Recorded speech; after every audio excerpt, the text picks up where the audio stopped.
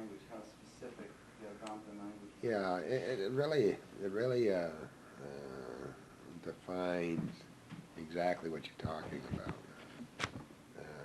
We didn't have all the words like English.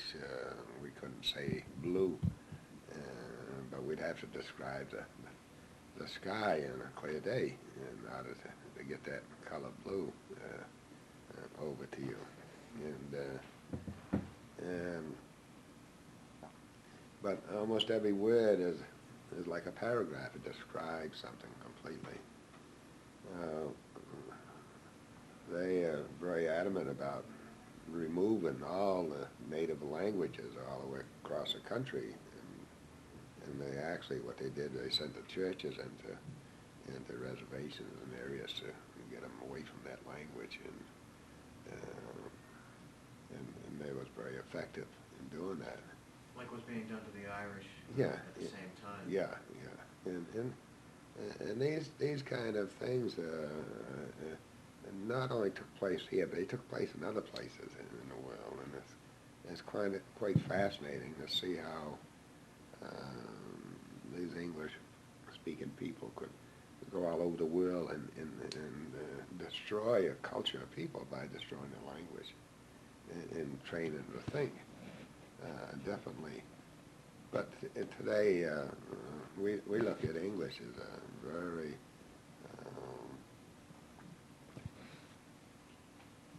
I say deceitful language because almost every word in the dictionary has two or three definitions to it, sometimes more. And so you're never really sure what someone's saying to you. And today, with the television media, we see this every day. We had them debating over words. And I was in New Mexico last month, and the Bureau of Indian Affairs had a hearing on tribal acknowledgement. And the question, the prime question, is what is a tribe of Indians? And for 10 or 15 years, they've been trying to define a tribe of Indians. And now they've got all of these anthropologists and historians that are trying to give a definition for a tribe of Indians. And none of them have had their opinion accepted. And so actually what's going on is giving these anthropologists and historians a lifetime job trying to define a tribe. And that's simply because the government doesn't want to recognize Indian tribes for one reason or another. But just to listen to this debate over what is a tribe of Indians, I mean, each one of you in the audience could ask yourselves a question, what would you say was a tribe of Indians? And it's a very simple answer. A tribe of Indians is a group of people who claim to be a tribe of Indians. You can't make that definition about me, you know. I make that determination whether I am part of that tribe of Indians. So I don't need to go and ask somebody else who I am, you know. And because I know who I am. And I don't need to be told. I mean, I've been called all kind of things, and I've had people tell me, well, you got 3 citizenships here in America, you know.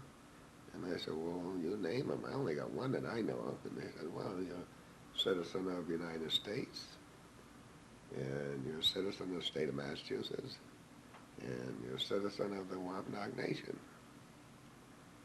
And I said, well, I'm a citizen of the Wampanoag Nation, but I don't know where this tri-citizenship comes in the picture.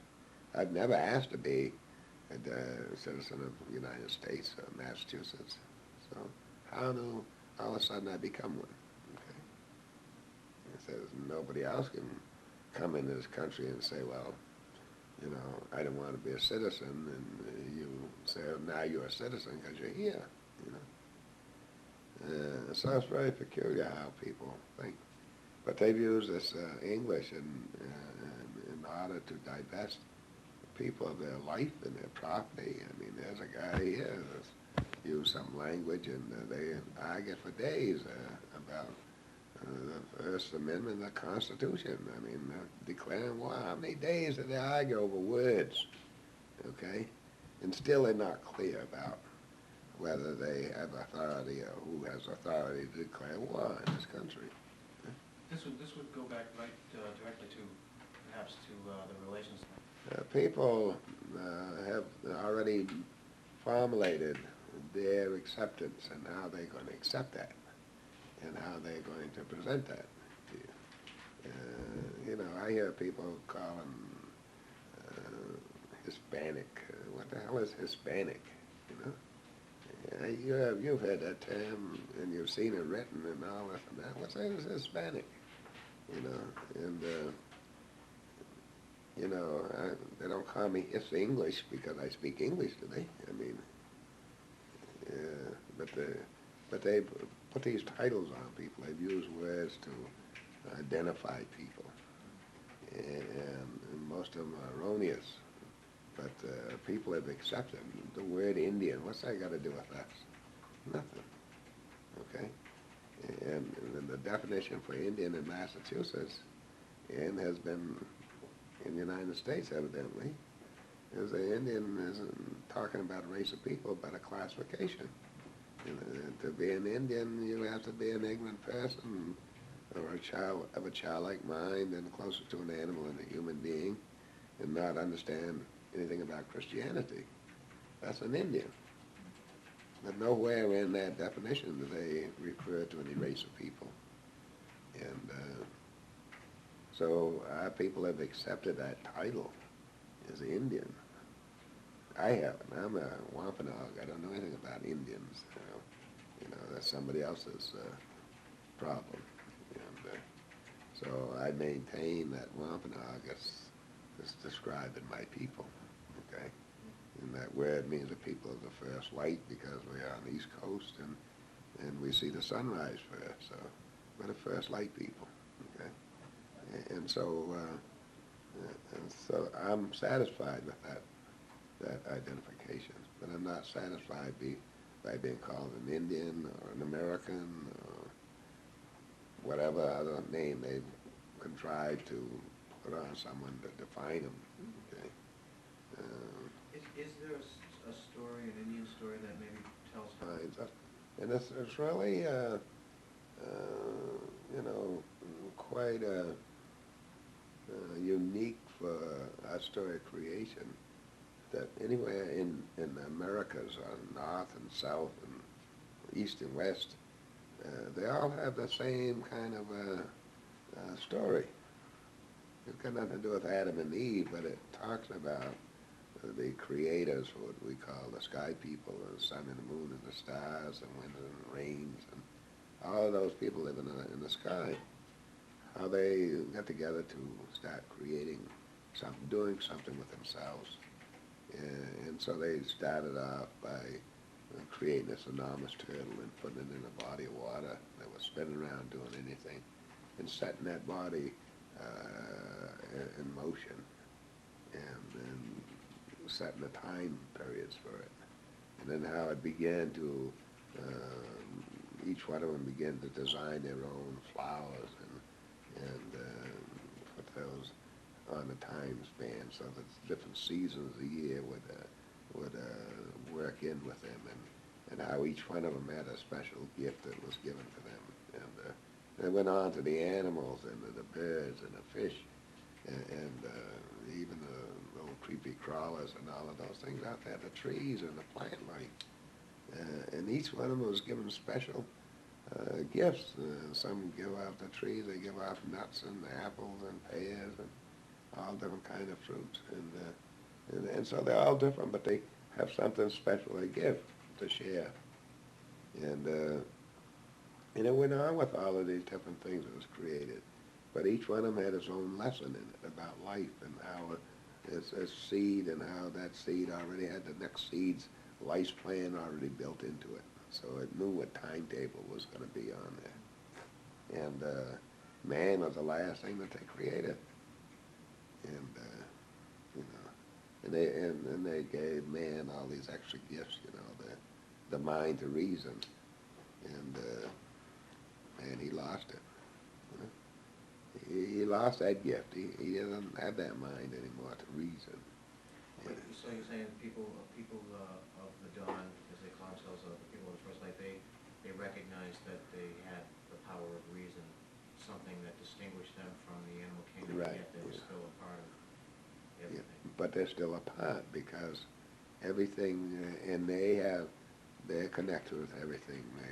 We still call the animals our brothers and sisters, and we have no problem with that because, you know, they're part of creation, and we don't put ourselves above any other creation. Okay? And so our story goes the beginning of time. So it isn't some set 1,000 years or 10,000 years. This is when the world began, and it began at that particular time. And you know, time to us isn't that important. It's What is just, the significance of the turtle? well, the turtle was an animal that could live in two worlds. It could live underwater or on land, you know. And so it had a great many abilities, it had a long life. And we call this whole hemisphere Turtle Island. I mean, that's what it's known as Tunapa. And so that's our story of creation. It's not about Adam and Eve beginning life here on Earth, you know. Of course, the creators had evidently had put some apple trees and stuff out there before, but, you know, it's difficult to see where man even came from, you know. But It sounds like what you're talking about a lot is like the kind of the goal is to dance. I think there's a lot of people that are in this world. I tell you what, I've been all over the world. In my travels, I spent a great deal of my time looking for human beings. And I say, I know the Creator put some down here, you know, and give them a set of instructions about life and how to live. But it's hard to find those kind of people. And everybody's caught up in trying to do something that somebody else wants them to do, and not really following their own instructions about life. And so when you were born, the Creator made you special, and He gave you a set of instructions about, and He gave you special gifts, something that you can do that I can't do, you know. And you can go through your whole life and never realize that, or never incorporate that in your life. So you're never going to be happy because you're going to spend all your life doing something somebody else wants you to do, and thinking the way somebody else wants you to think. So you've never had control of yourself. You've never been a sovereign being. You've never had the opportunity to love, and I mean by love is by able to give without looking for something back. Okay? When you think about love, you think about, well, if I do this or do that, I can win her heart, or, you know, I can get something from her. But that isn't love. I mean, that's greed, and there's a whole lot of things all mixed up. But when you can give, we have ceremonies where we have giveaways every ceremony, and that's, you know, and somebody might just come and give me a feather, and that feather is very special to them. But they are giving part of themselves to me, because whatever they got they love the most is what they're going to give to me. Okay? And I do the same. Whatever I love the most is what I give away, because I want to share whatever I have with you. And it's not to tell you I want something from you, but I'm giving you part of myself. Okay? And I'm not looking for any thanks, or I'm not looking for any kind of thing. It doesn't need to be said, you know. But these are the real true form of a person beginning to understand who he is and why he's here. If you ask people, why are you here living? I mean, why did God put you here? I mean, for what purpose? You gotta, you know, you got to think about that sometime in life. Why am I here? You know, it's got to be a reason. You know, and if you don't know yourself, you don't know anything about yourself, which most people don't, because they've never ever took the time to examine themselves. They've always tried to appease someone else, tried to look this way for somebody else, be this kind of person because it's what somebody expects you to be. And so it's very difficult for people to react as human beings or even be human beings because they don't know anything about who they are. And so I'm hoping that they'll begin to think about who they are. And, you know, even just display who you are. If this is the way you feel. We have in all our groups, gatherings, we have a talking stick that goes around a circle, and that stick is really a blessing because it gives people themselves back. Okay, and this stick goes around. It sounds very simple, and it is simple. And we don't try to complicate things with a whole lot of scientific crap because it doesn't amount to nothing. Okay. It's so simple. The people that, what they think is educated, and people that have no education can sit down as equals and have the same respect. Okay? And that stick, whoever's holding that stick is the only person who can speak in that circle. And that circle is in the circle for many reasons. One of them is that you can see everybody that's with you. And you are able to look in that person's eye, and you're able to watch and examine that person because communication doesn't just come from the voice. It comes from the body as well. But the person that has that stick can talk about anything he wants to talk about. We don't come there with a piece of paper and say, well, we're going to read you this article or we're going to read this or that. We want to hear what you are thinking and how you feel about something, you know, and what's bothering you, you know, and what's good, what's happened good in your life, you know, to share that with us so that we can feel good with you about what's affecting you. And so that talking stick goes around, but nobody can challenge you in whatever you say in that circle. So for most of the people, it's the first time that they ever been listened to.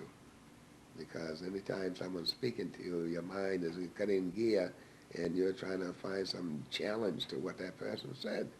Or you're questioning what they said, so you lose part of the communication. But in this circle, you can't challenge me. You can't even question me about it. You can't even direct your conversation to whatever I said. Okay? And so you have to listen to what I'm telling you.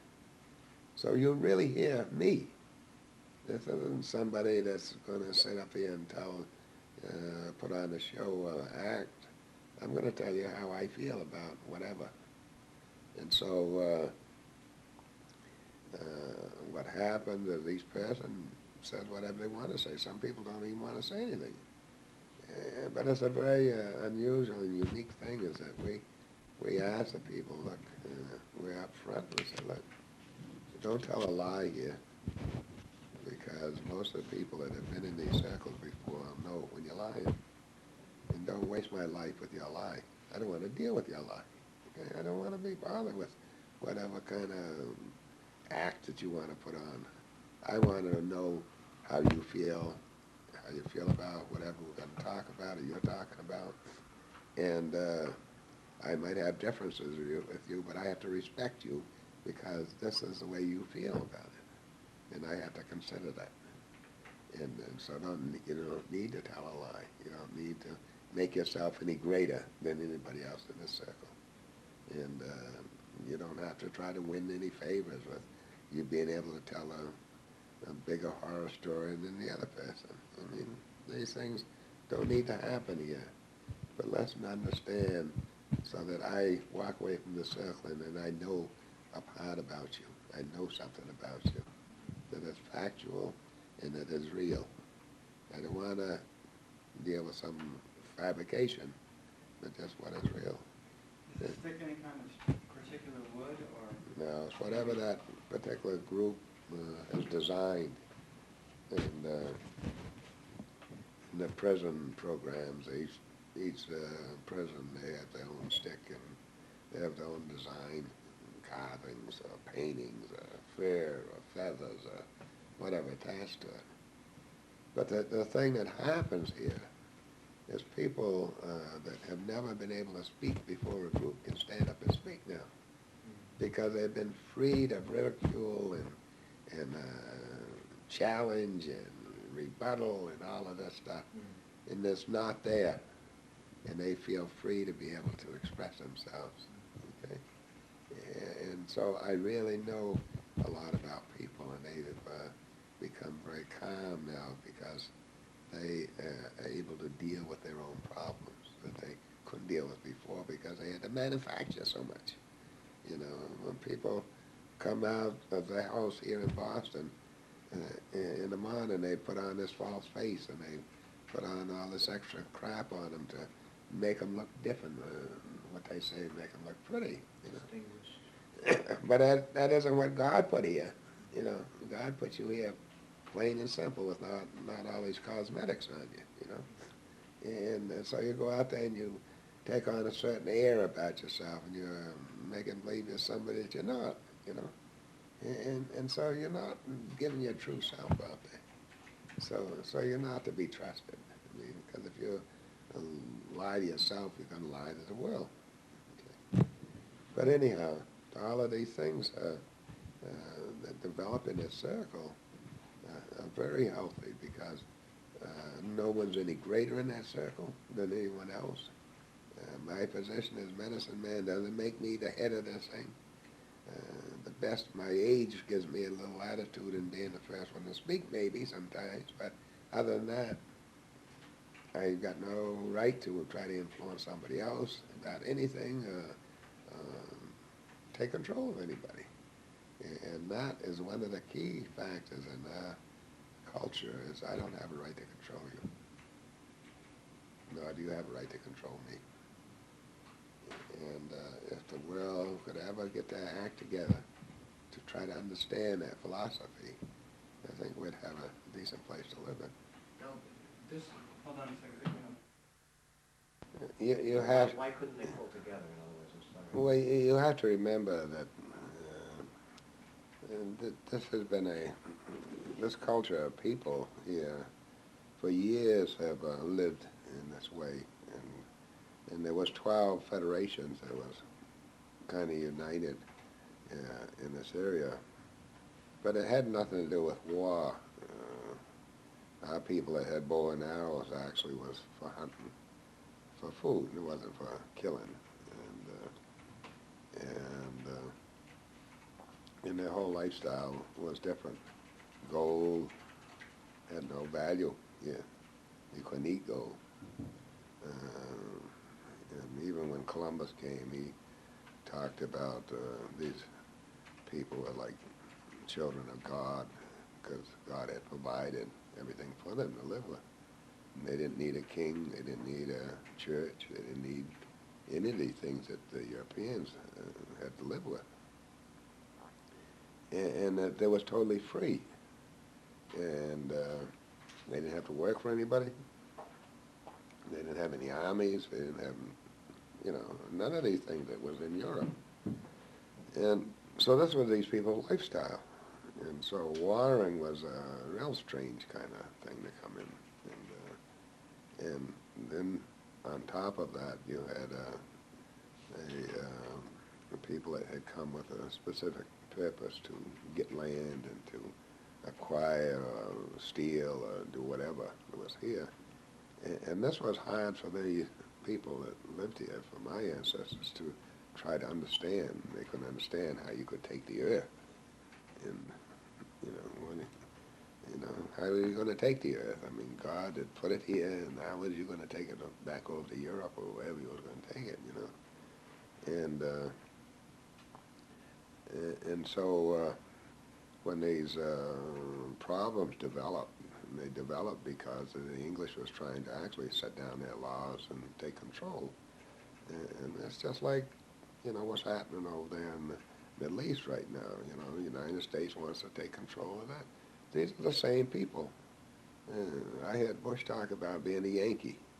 You know, us Yankees got to get our Yankee families back together. Well, these Yankees were the ones that instituted all of this stuff that started here in the United States of America. And their greed and their desire to control and have control of things. And of course, the European were all controlled people. They had a monarch or a dictator or a king or a church that ran their life and gave out the instructions on what they was to do and what they weren't to do. And that was totally never heard of here. Okay, we was living in a true democracy here, where each individual had his own right to make his own decision about his life, and no one could, you know, demand that he do differently. So that even perhaps when a respected leader or figure among the Indians would say, listen, we're all in danger, we have to pull together, there would still be a kind of natural inclination to just say, well, like you said, how are they going to take the land? They can't take the land. Yeah. Or, I mean, it just wasn't something that was an imaginable thing to do. Yeah, and they never dreamed that they could build fences all the way across, you know, those kind of things. And so when the English came here, they had a whole different mindset about control, and because they were controlled people. Most of those people, the first boat people came here, were in bondage, and people that had been thrown, taken out of prisons and put on those boats and shipped out. And there was undesirables that came over here, and they were very slave-like people, and they had a couple of controlling factors there that was keep them in line, and so they owed a debt to someone. These people here owed no debt to anyone, you know. And so when the English pursued their plight to take control, it was hard to communicate and educate the native people here in this land. I mean, that was a very difficult thing to try to get them together to battle. I know King Philip and the chief in the Narragansetts, and then they had a lot of squabbles, and it took them a long time to get their act together, but it was too late. You know, it was too late when they finally got together and found out how deceitful these English people were, you know, and they even fooled themselves. They failed to report how many people was killed in that great swamp war down there. And historians question that too, you know. But this has been a thing of the past, and we say history repeats itself, and we see it, you know, today repeat itself. It's the same kind of attitude, you know. It hasn't changed much. But even though the atrocities that took place with the Pequods, we couldn't get our people together to even, you know, some of them understood what was going on and tried to